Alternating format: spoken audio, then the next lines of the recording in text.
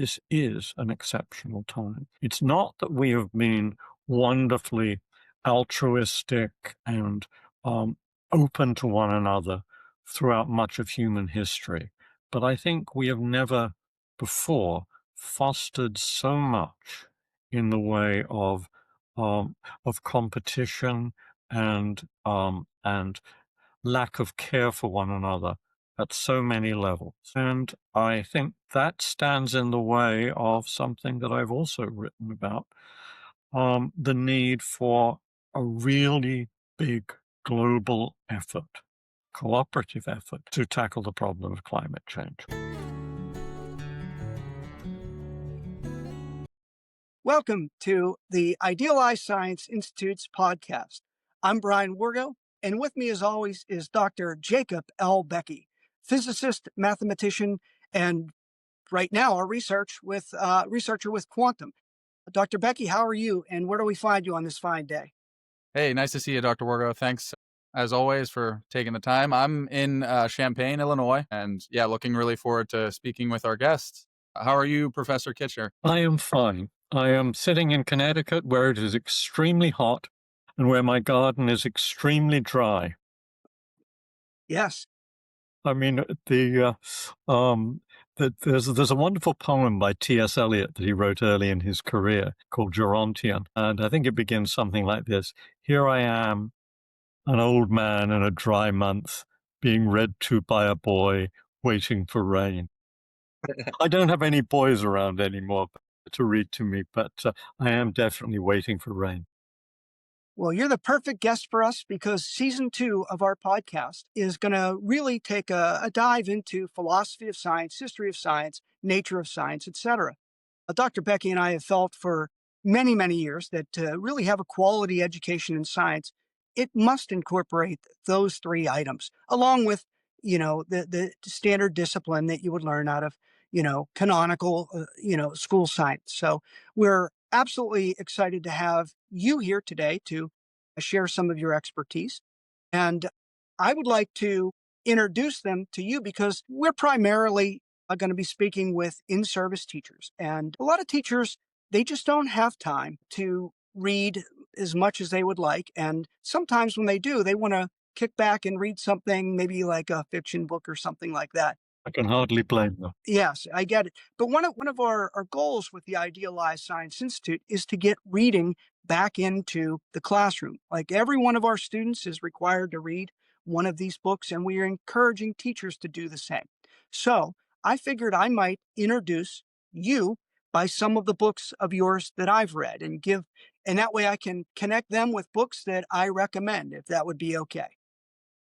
Well, thank you very much. That's extremely flattering. I must say, I sympathize profoundly with your desire to get history of science and philosophy of science into the science curriculum.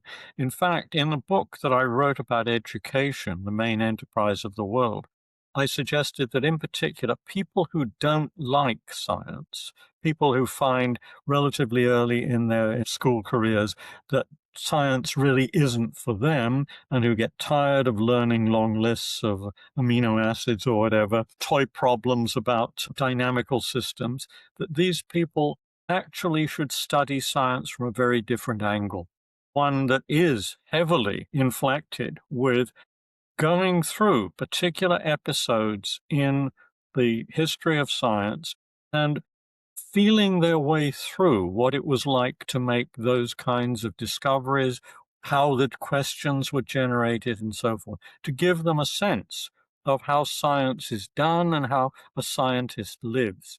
I think that would preserve the wonderful curiosity about the natural world that most children begin with. In any event, so I'm very sympathetic to what you want to do. And imagine how many of these students we would be able to probably pull into science if we gave them the rest of the context instead of just drilling and killing just math equations, which are important, but they're missing the rest of the story and they don't recognize the humanistic quality of it. And so we can't agree more. I mean, you just absolutely hit it on the head. Well, I've seen so many students have sort of natural curiosity beaten out of them. And then the result of that is they don't keep up with scientific developments during the course of their lives, and they're prey to all kinds of misinformation as a result of that. And I'm glad you brought that up because wow, are we in a time where that misinformation is never been easily accessed as it is now. So we are really dealing in a conundrum of too much information and not enough skill on how to navigate. Sometimes I wonder whether it's misinformation or disinformation, I have to say. But I've interrupted the flow of what you wanted to do, so please go back and I am follow normally up. I am the one that always does that. Yeah, So I'm the I one have that has to jump in and beg Dr. Wargo to get back on track. But no, it's you know, but yeah. But so Wargo, please, I'm curious. What are some of your favorite?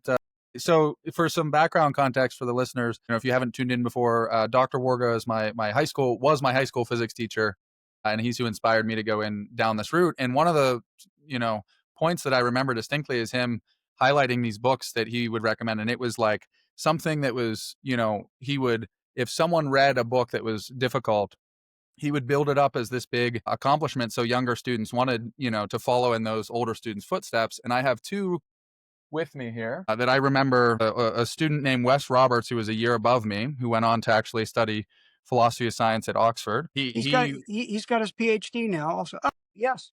And so Oh, it was recommended that I read the Theory and Reality by Peter Godfrey-Smith, and of course The Structure of Scientific Revolutions by Thomas Kuhn. And I distinctly remember these recommendations, and so I'm excited for some more about Professor Kitcher's work. Wargo, if you could share some of your favorites, that would be great. well, I should say that Peter Godfrey-Smith was a graduate student whom I taught Oh, wow. during his graduate career. He was I supervised his doctoral thesis, and he's gone on to do absolutely wonderful things. And I would recommend for your students the 3 books that he has recently published on the nature of life. They're absolutely brilliant, wonderfully accessible. The first one is called Other Minds. The second one, I think, is called Metazoa, and the third one is called Life on Earth.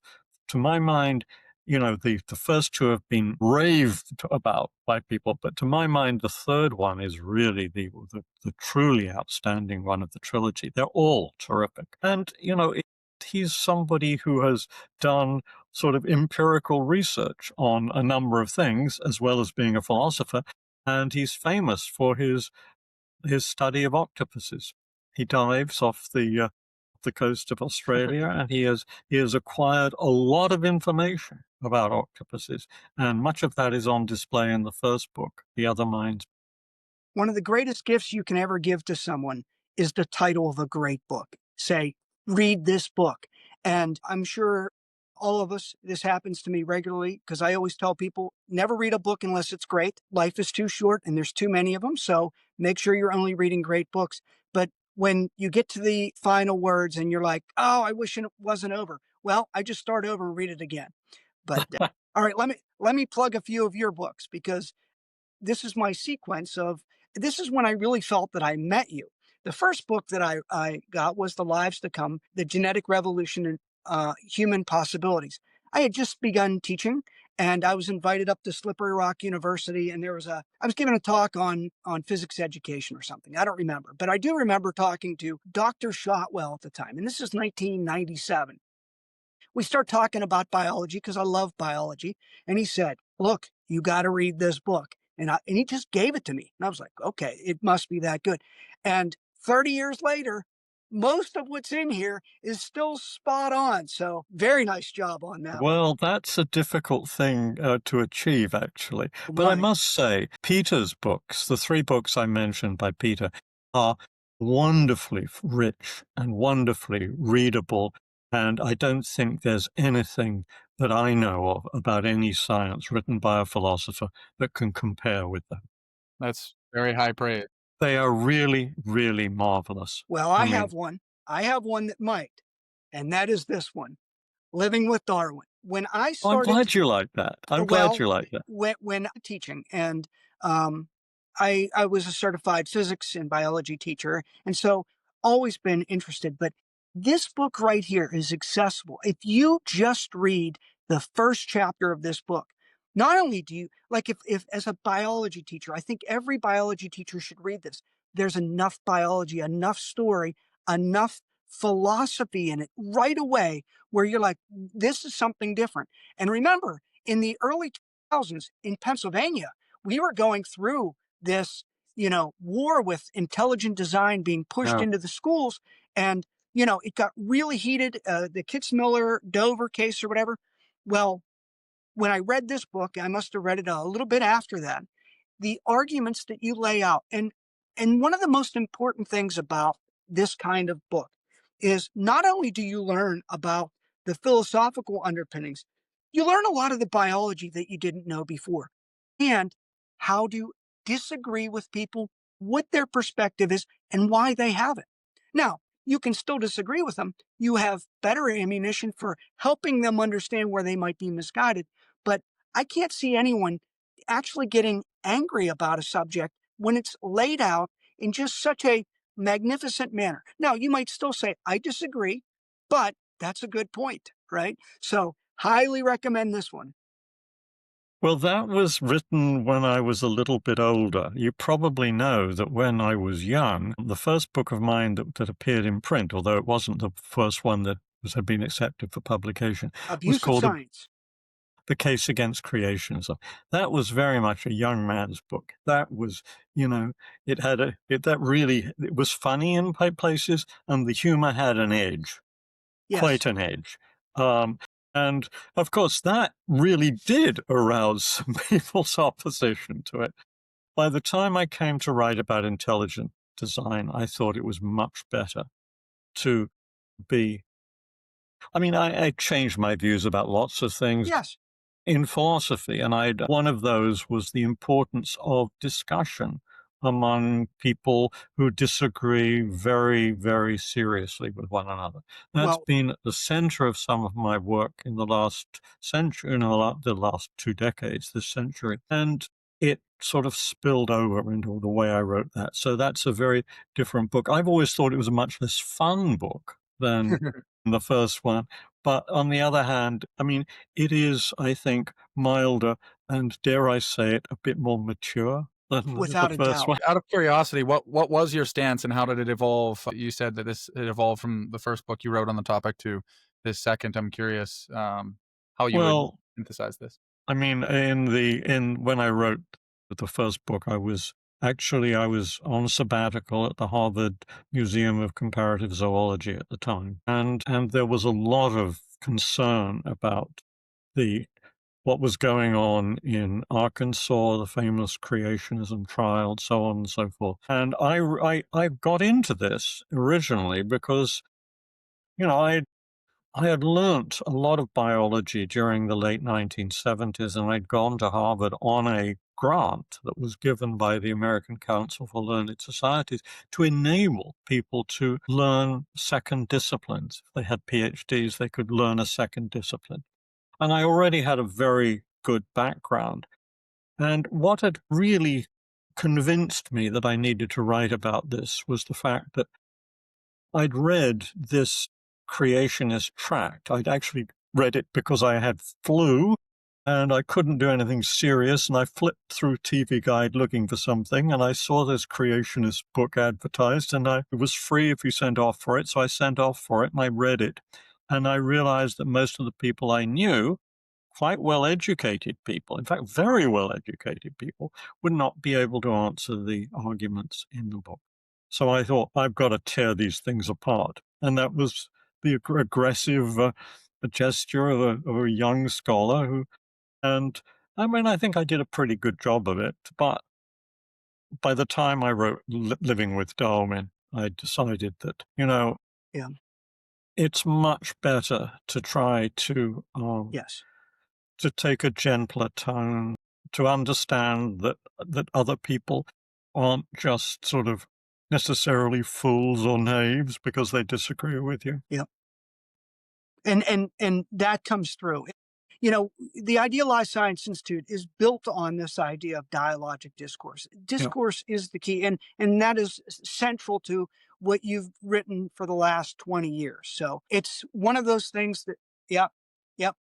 And I think there's a lesson to be learned in that, especially with your maturity. I like to think that there's three generations here. I'm a generation above Dr. Beckey, and you're probably a generation above me. And with that, you probably have the most wisdom. You have the most experience. You've looked at the most things, you know.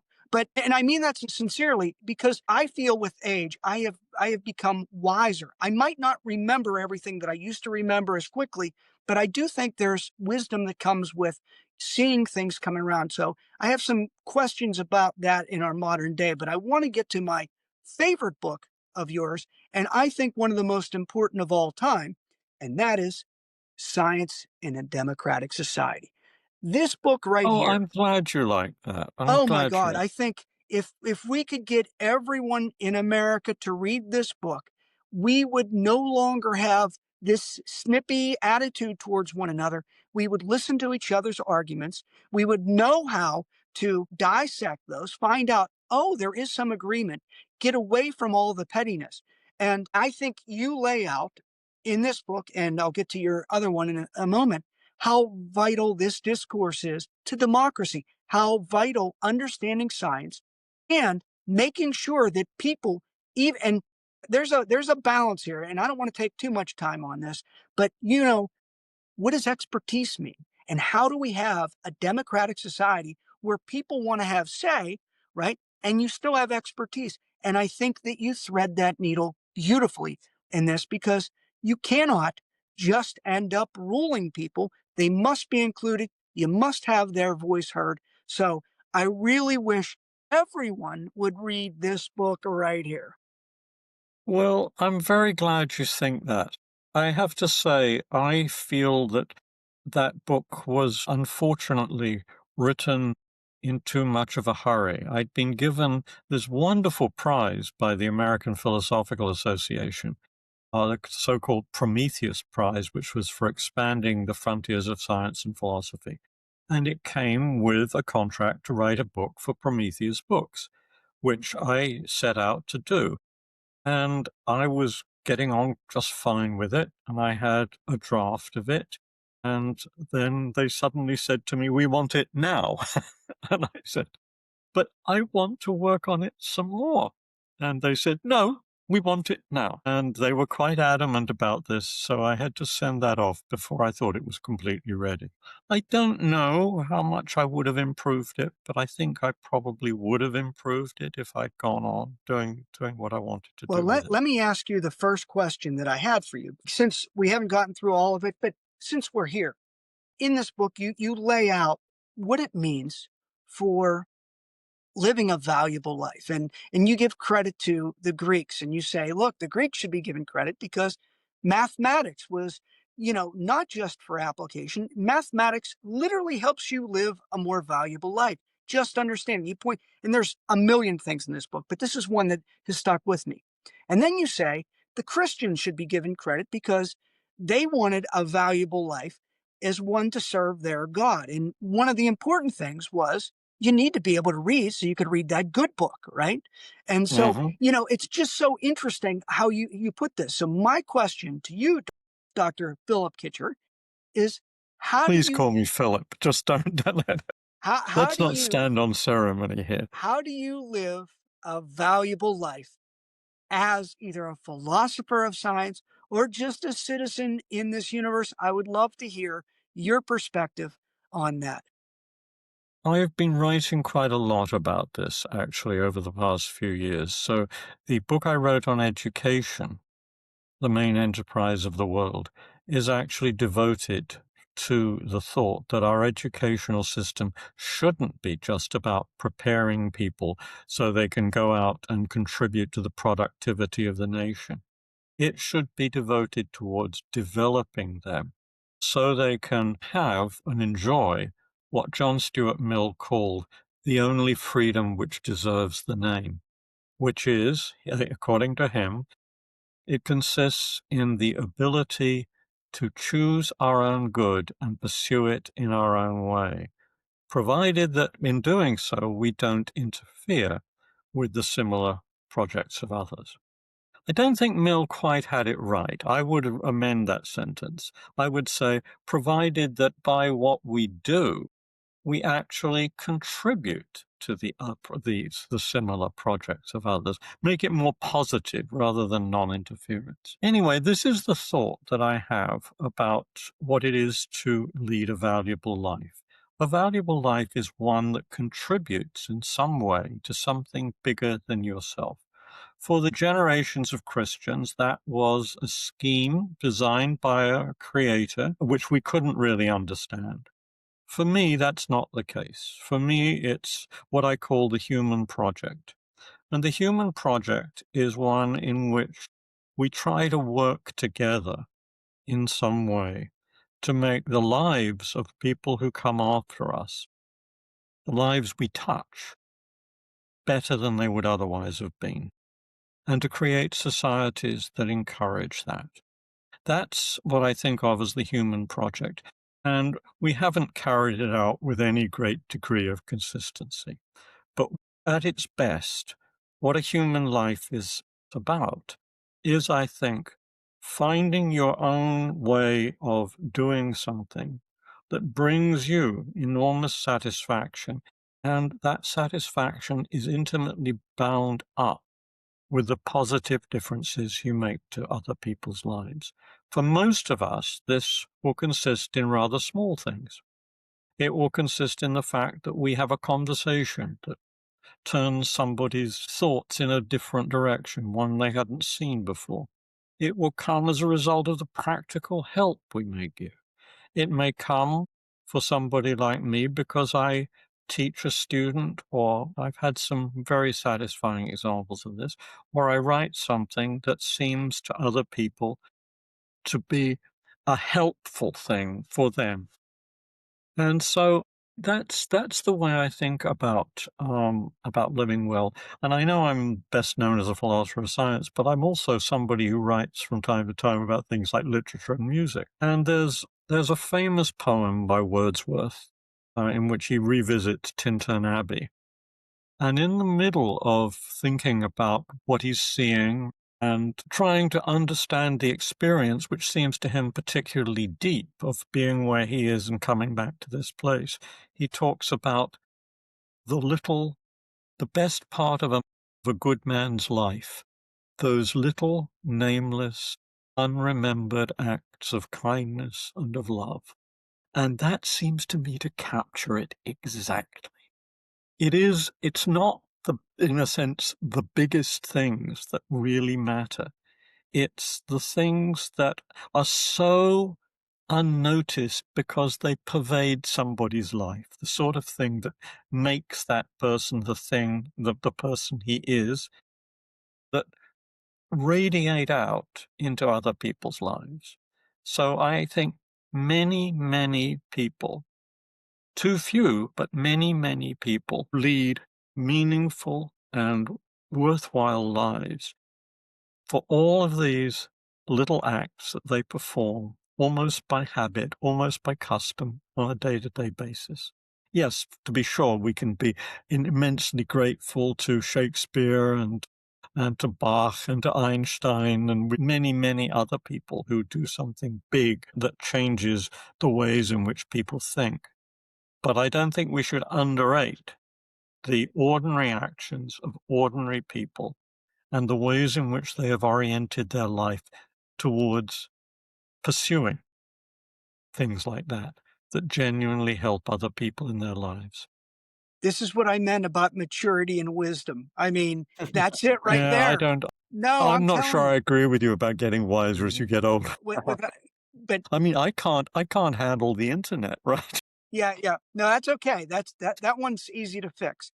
But you can clearly see why you're the John Dewey Emeritus Professor at Columbia University in the philosophy department. It sounds like Dewey, doesn't it? A lot of Dewey's, you know. It's so influenced by Dewey, but I didn't know anything about Dewey until about, I would say, 23 years ago. I had hardly read Dewey. I found Dewey immensely difficult to understand. It seemed to me he wrote this incredibly boring prose, and then 4 pages later, after starting out with what seemed completely banal, you hadn't got a clue why you were reading this sentence and what it was saying, and so on and so forth. He might have But written a little bit too much. Well, my friend Sidney Morgenbesser, the famous witty man of 20th century philosophy, read one of my books. He read Science, Truth, and Democracy, and said, "You know, you sound just like Dewey. You ever read anything by Dewey?" And I said, "No, it's too difficult." And he said, "You got to go away and read this." And he pointed me to The Quest for Certainty. And so I did. And lo and behold, I found all these things in Dewey that I had struggled to articulate for myself. And that's when I started reading Dewey very systematically. But the Dewey professorship has nothing to do with being a Dewey advocate. It's purely coincidental in my case. Since you brought up Science, Truth, and Democracy. Now, look, for our readers that are, for our viewers that are thinking about reading this, you cannot read these books like you read other books. They are dense and they take time. And I think it takes a little bit of training because people feel that you need to make progress through a book. I need to get so many pages. And I disagree with that. I think if you read a few dense pages in a day, that's all you need. And some of your work is dense. And it's wonderful because the connections that you make, you learn enough about a little bit of history. I find myself needing to, oh, let me find out about this, and then I'll come back to that. Now I understand what he's getting at. But I would like to read just a few of your subtitles out of this, just to give everyone an idea, Okay. because you are a philosopher, right? So here's one of the subtitles. Yes. Yes, I confess to that. Yes. Ready? The world as we find it, the world as we make it, mapping reality, the myth of purity, right? I mean, this just goes on. Constraints on free inquiry and well ordered science, which you're very well known for. But I just would like to read one little paragraph here. I just love this style of reading, and you do not write like Dewey. Okay. So if you'll give me a second here, it's called Mapping Reality. And and then I'll tell you why I find this so awesome. Okay. Very Uh, good. some scientists do not spend their lives formulating equations or even inscribing sentences. The products of their labors are pictures or diagrams or maps. In both geology and genetics, map making is a respected activity. But I want to clarify the picture of the sciences I've been developing by looking at the core field, the academically rather unfashionable discipline of cartography. The history of map making, for those that didn't know it's map making, illustrates the modest realism with which I began. Consider some of the maps of our planet offered by the geographers of the past, maps of the entire globe. Later maps appear superior to earlier ones in two major respects. First, and you go on and on, but what a wonderful way to bring in what is it that we mean when we say there's a map of this thing? What thing? That realism? Is it just an instrument? Instrumentalism? Is it, I mean, that's the kind of writing that I think is just beautiful to pull you in because what philosophy allows us to do is answer those questions that you normally don't get to. You get the facts, you get concepts, you get this, but I want to know the meaning of things. I want to know what it really is and how do we know it? And so I think you do a wonderful job with your writing, but you can't read it too quickly. I love this book, by the way. Okay, thank you. Look, I've striven for clarity my entire life, but I realize that then, however hard I strive, the issues I'm dealing with are complex and difficult, and they may seem alien to people, but I try to make them as accessible as possible. That's my aim, and it's been my aim throughout. And may I say, it's you who are beginning to sound like Dewey now. I mean, you know, philosophy tells us what it all means. Dewey famously had this picture of the philosopher as somebody who doesn't, as it were, have a single specialty, but looks at what lots of different perspectives on the world say about the world, lots of different domains of human life, lots of different areas of inquiry, and tries to say what it all amounts to. Philosophy is, I think, the discipline that works among the disciplines and tries to make sense of things. William James had a very similar idea. He thought of philosophy, as he rather amusingly put it, as helping people clear up the somewhat chaotic view that each of us carries about under his hat. Of course, most people don't wear hats nowadays, and some Well, of I'm us a don't hat have much wearer. hair. I have a second question that I'd like to ask, and this comes out of one of the later chapters on the Luddites.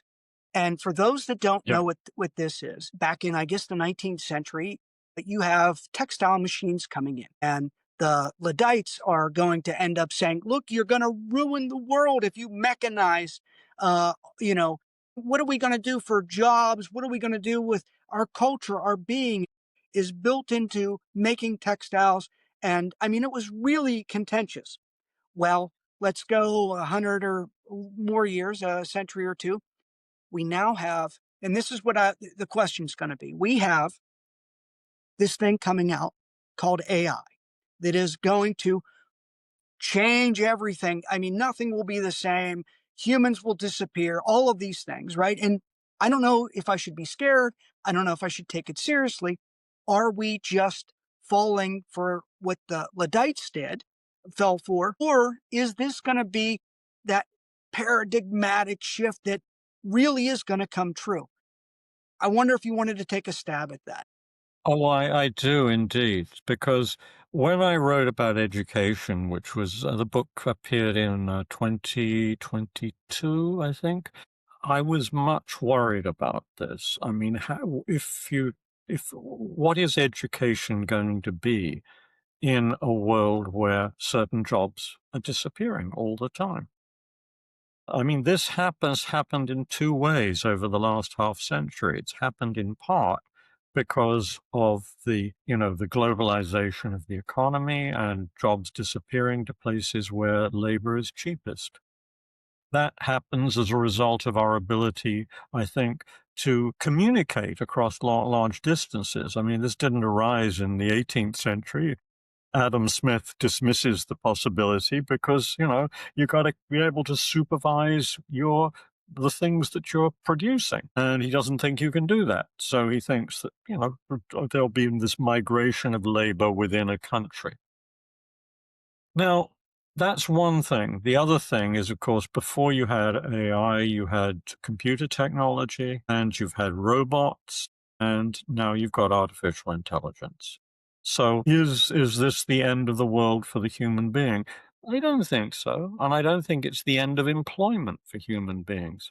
And so in my education book, I said, look, there are two really, really major occupations for which we need people. One of those are the care operations, the operations of looking after people.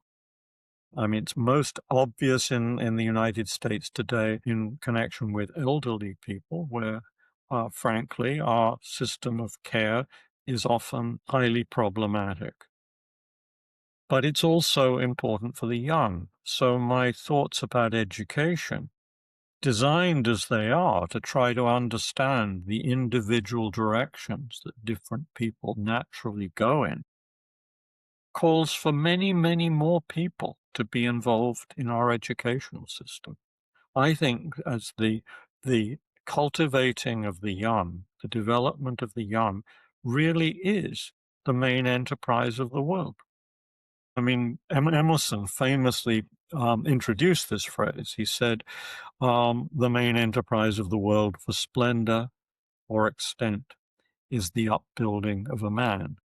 Human being would have been better there, but, we'll forgive him. He lives in a different time. But that seems to me right.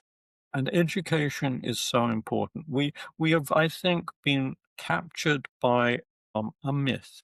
That is that it's productive work, primarily the work of the factory, that is the desirable form of labor. I think our current president is victim to this myth. And in fact, the most satisfying occupations are, I think, for many people, but for the stigmas sometimes attached, those in which they do things for others. I mean, think about national parks. The people who volunteer to work in national parks don't get paid very well and they work very long hours. Why do they do it? Because they're doing something to help Many other people have wonderful experiences in nature. Think about people who work in public gardens. Mm. They have very high job satisfaction. People who are flight attendants have surprisingly good job satisfaction. But some service operations have acquired stigmas, and that's very unfortunate. We need to destigmatize these occupations. We need to pay the people who do them much better than we do. And then we can profitably leave the factories to be run by robots and done by AI. I don't think it's going to be easy for the kinds of human-human interactions that are so important to our lives to be replaced by artificial systems. And we should remember one thing about factories. I mean, the people who think about factory work as, the be-all and end-all of lives should realize that the early history of the factory, before the union movement got going, the kinds of things that were reported, not just by Marx, about factory work in the 19th century, recorded it as absolutely hideous, absolutely awful. It was not the sort of life people wanted to lead. It's become that solely because it's been humanized. And we can now do exactly the same kind of thing for the service operations that are so vital to our lives. When you bring up the word human and humanism, it seems as though that is going to be the way that we save ourselves from each other. Look, we have just, when I read your work and you talk about really what you're trying to do in many ways is you're trying to teach us how to communicate with one another in a manner that we can get somewhere instead of like, on TV, people yell at each other. But think about if people would have understood what you were saying about you need to listen to people. Even if they don't understand things, you need to help them understand. We just came through a pandemic. We had a very contentious election in the United States. People are very angry. We have a policy set of changes that are just seems unprecedented. We feel like the world is just falling apart in different ways. Question for you is, and I think we would have been better off if we would have developed some of these skills of listening to one another. Will we look back in 50 years or 100 years and say, this was just another normal time that we felt was extraordinary? Or do you think that we really are in a time where, as you write about, scientific authority has been eroded purposefully and in maybe a malicious fashion? I don't know. But it seems to me, and maybe I'm not mature enough to know, but it really does seem different this time. I don't know if you had any comments on that. Well, I do, because I've just published a book that really comes quite centrally at these issues. It's called The Rich and the Poor, and it developed out of a lecture I gave at Cambridge a couple of years ago. Its concern is with the erosion of kindness in the world and with the detachment of ethical thinking and what the kind of conversation that you and I have been talking about from our political lives. I feel that something awful happened about 50 years ago when we replaced the economic system that tended to support public goods and Hmm. tended, albeit quite imperfectly, to support a kind of harmony across political lines. That was replaced by a highly competitive set of economic arrangements that came out of the University of Chicago and were latched onto by two people whom I think unknowingly did the world a profound disservice. They were Ronald Reagan in the United States and Margaret Thatcher in Britain. And ever since then, we've seen, I think, a decline in social well-being and an increase on competitiveness that undercuts our ethical engagement with one another in a way that's profoundly destructive. So the answer is yes, this is an exceptional time. It's not that we have been wonderfully altruistic and open to one another throughout much of human history. But I think we have never before fostered so much in the way of competition and lack of care for one another at so many levels. I think this is truly unusual. And I think that stands in the way of something that I've also written about, the need for a really big global effort, cooperative effort to tackle the problem of climate change. I mean, I think this is not a technical problem. It's an ethical, social, and political problem. One of the things that I And think that one of the things that I think without that you do modifying. that is better than anyone else is, look, Thanksgiving is a big deal in America. Everyone gets together and we eat a turkey or whatever else you're going to eat and watch football. And the rule is you're not supposed to talk about anything important, anything of values, religion, politics, nothing, right? And that's the only way to get together.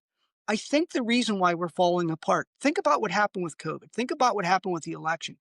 We don't know how to speak to one another about these things. Your books directly go into values. You just head on look, and I think there's a way that you do this where you're not being offensive. And if we could all learn that skill, learn how to communicate, learn what dialogue really is, listening compassionately with other people about what their positions are, even if you disagree, even if you have a very different stance. I think that is the lesson that if we don't learn, we will repeat over and over. And that is why I'm begging people, pick any one of these books. It is a way to learn how to communicate values, ideas, and to do it in a way where you are listening and understanding and then working cooperatively. Am I wrong? So after I'd written that book, came out in 2000, 2001. I can't remember 2001. which. 2001. What I then set out to do was to try to understand how ethical inquiry really worked. And the notion that went into well-ordered science of a group of informed people trying to develop mutual understanding in ways that opened up solutions for their problem was developed in a series of books. It was developed in my book in 2011, same year, I think, as Science in a Democratic Society, The Ethical Project. And it was further developed in my book, Moral Progress, which came out in 2021.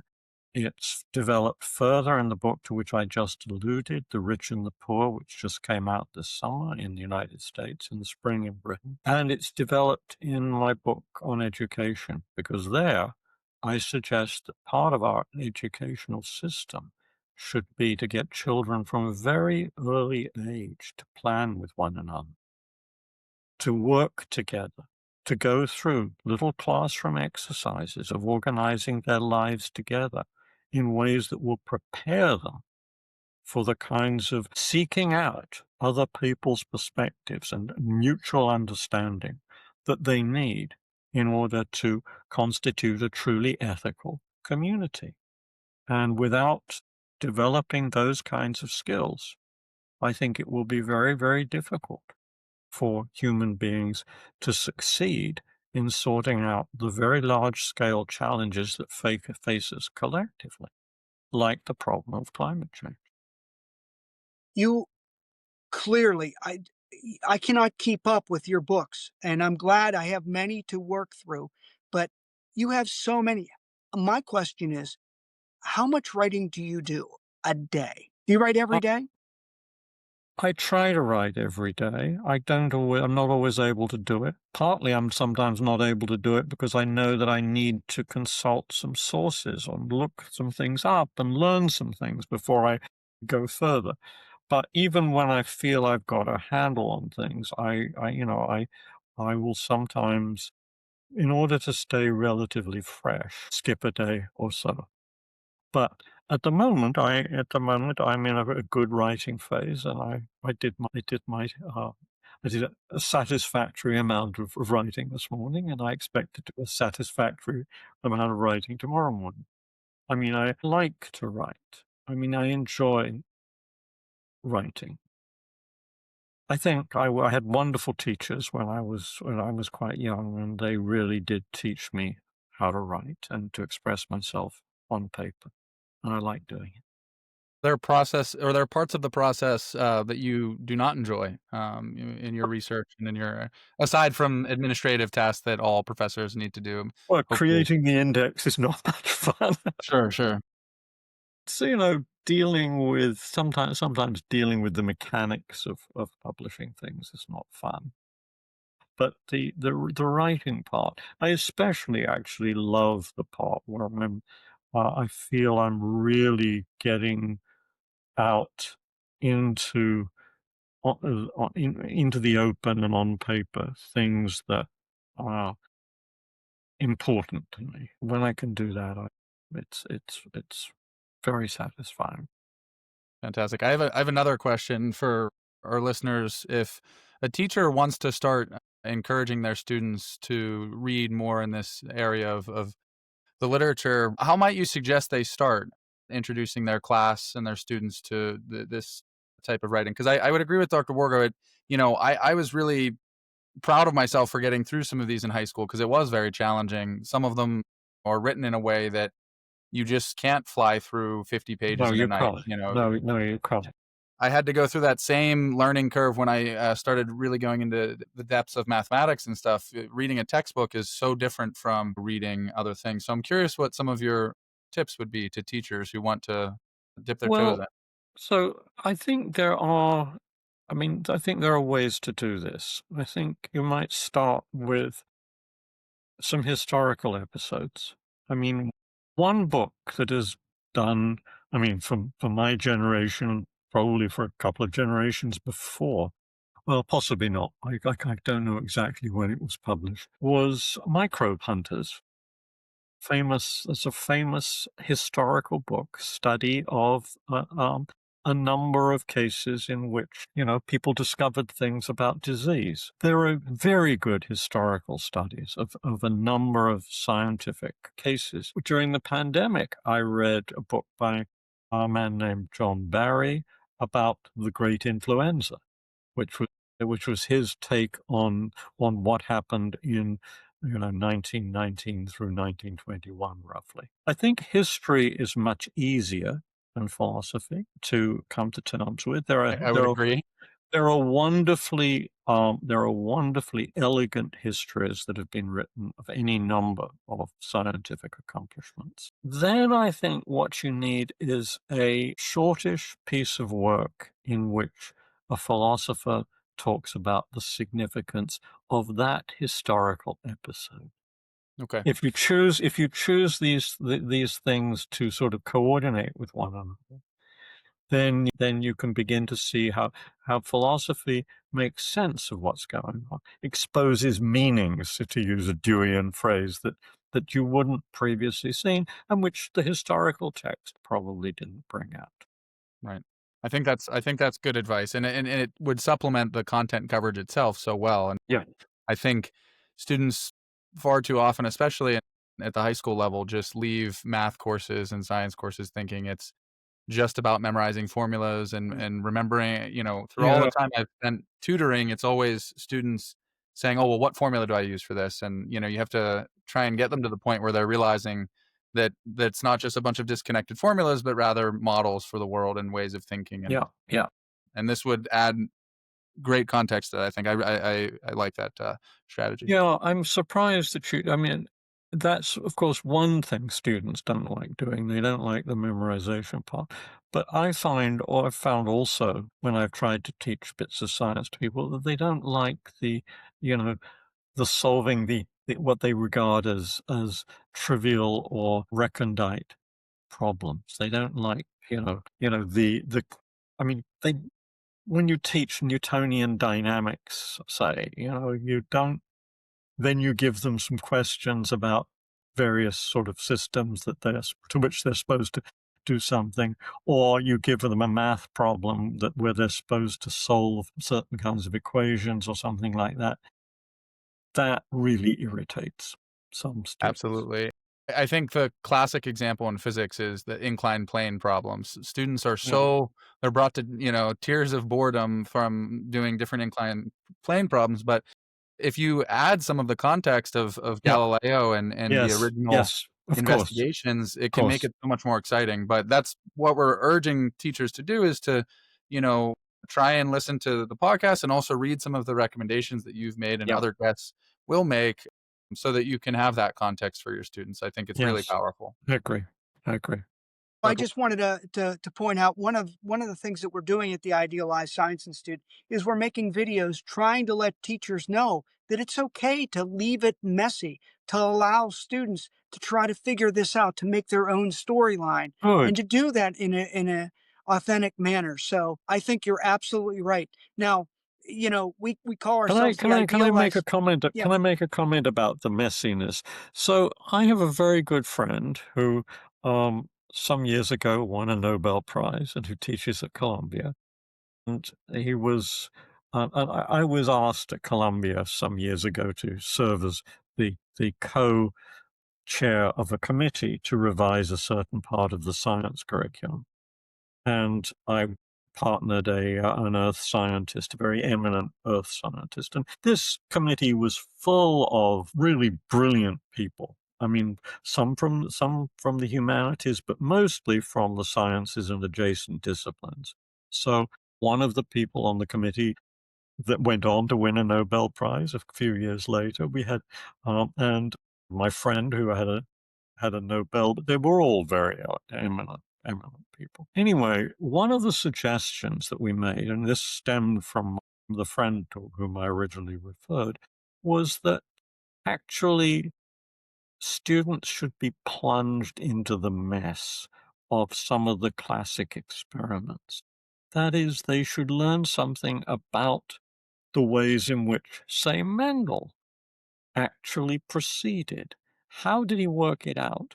And they should focus not only on the kinds of things he did and the kinds of inferences he made, but how he made his choices, about how he decided what the next question to pursue is. And we actually recruited a couple of people who were uh, young postdocs at Columbia who came in and talked to us about ways in which one could do this with students. So one of the brilliant suggestions was to bring in to a classroom a bunch of skulls. Some of them human, some of them are close relatives, and say to the students, well, how are you going to compare these?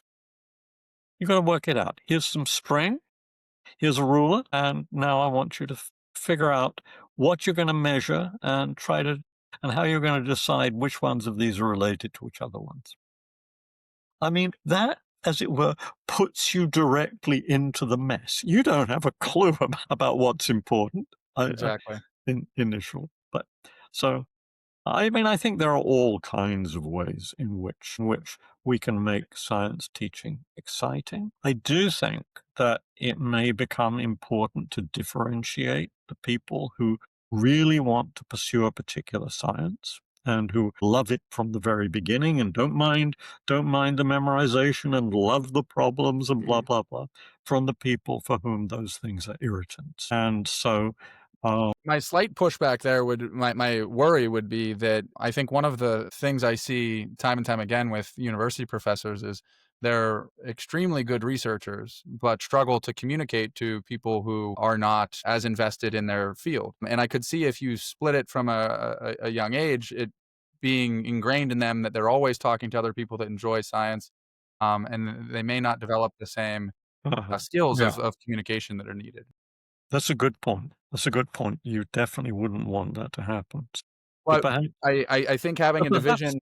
so perhaps science teachers should sometimes teach the classes for the would-be um, scientists and doctors and engineers and so forth, and sometimes teach the courses for the non-scientists. Absolutely. Absolutely. Keep themselves able to do both. I think that is definitely a good idea, and also, I mean, I as, you know, your books and many other people have written about the importance of a science education, especially for those that aren't going into science, right? And Yes, how intertwined it absolutely. is with a democratic society. Absolutely, absolutely. That's what so bothers me about the, the well, we have to emphasize STEM. We've got to get as many people as possible to become professional scientists and people and engineers and technologists and etc. Mathematicians. We've got to do this. Got to force everybody to do this and down the same road. That's what's really crucial. I think that's so counterproductive. But it is another byproduct of the competitive Yeah. economic system that we've Absolutely. inherited. Nations who develop the most scientists thrive. This seems to be a point that our president doesn't appreciate. But if And if if he continues to chip away at scientific research in this country, then future Americans are going to rue the fact that yeah. Well, and I'm feeling the well, as many people are in science currently, but being funded by the National Science Foundation currently is a bit worrisome. yes, yes, But indeed, it's something that the Idealized Science Institute holds very closely to us is that, you know, we're based in rural PA near Pittsburgh, and a lot of students that are, you know, that we interact with are not going to pursue a degree in the sciences or engineering, and it's completely fine as long as they also come away with some understanding of what is science and what do scientists do. And I think that would be a much better thing to focus on than inclined plane problems. Now, you can use inclined plane problems as a vehicle for teaching these things, but yeah. devoid of that additional context, I think we're kind of wasting everyone's time. I think you would agree with some of the things I say in my education book about this, Well, I look actually. forward to reading it. We'll be sure to list all of these in the show notes. And before we wrap up, All and of them? Morgan, I'll There give you a are a chance. Don't lot of worry. them. There are a lot of books, just so Okay, you know, well, a lot. And I haven't read all of them but yet. one of the things we've been asking every guest so far this season is, you know, Dr. Wargo is an avid birder, and he uses this term spark bird for a bird that got you into birding originally. And so, you know, we've been calling them spark books, but we were wondering if you had a book that, you know, in your past really ignited your interest in the field that you pursued, or if there was a pivot that you made at any point, and there's some book that you hold higher than some others that you might recollect. Well, both my wife and I loved microbe hunters. I also loved E.T. Bell's Men of Mathematics. And what is that one about? That sounds interesting. It's about the great mathematicians. This is where you get the stories of Hamilton carving, the multiplication table Turnians, for, yeah. for quaternions into the Dublin Bridge. You get Galois and the duel, and Mm, sure. Gauss and summing the series and shocking his early teacher. I mean, it's full of wonderful anecdotes. And I Fantastic. must I must have read it when I was about 11 or maybe 10, and I just loved Awesome. Okay, we'll add it to the list. So we appreciate it. So, Dr. it. It's Wargo, is it's there? it's very old-fashioned. I mean, both of these books are incredibly That's okay. old-fashioned, and there have been so many. I mean, it seems to me that there have been so many very, very good books about particular sciences for Absolutely, young people today. I mean, I think absolutely, know, people like Carl Sagan, Steve Gould, Richard Dawkins. I mean, there are many, many, many excellent writers whom I think would and do inspire young people. absolutely, absolutely. Well, Dr. Wargo, any final questions for Philip? Yeah, I have about 1,000 more, but we're not going to do them today because we want to keep this to about an hour. I just want to thank you so much for all the books that you have written, your articles, of course, but a lot of times they're more academic. We are going to list these on our site. And just thank you for giving us your time. And I think we mentioned before the podcast, I met you formally at the University of Pittsburgh. It was the Causation, Explanation, and Everything Else conference. University of Pittsburgh has a wonderful philosophy of science department. Brought students down, brought my It does. kids down, and I let them know, I'm like, this guy, you're going to see, he's great, and, we have a 12-year-old with us and some high school students, and we all came away, and it was just a wonderful day. And you were so gracious speaking with us that day. So thank you. Thank you so much for meeting with us today, also. Well, thank you. I really enjoyed that meeting. It was so good to sort of, here I am at an academic conference, and there are these, young people. And that was marvelous. I mean, it was just, I thought, very refreshing, and it was great to meet you too. So thank you very much. Thank you for this invitation. And thank you also for making that first contact. And I'm very, very interested in and pleased by what you're doing and what you're trying to get across. I think it's Thank you so terrific. much. Thank you. Much appreciated. Thank you again for your time. Okay. Bye now. Bye bye.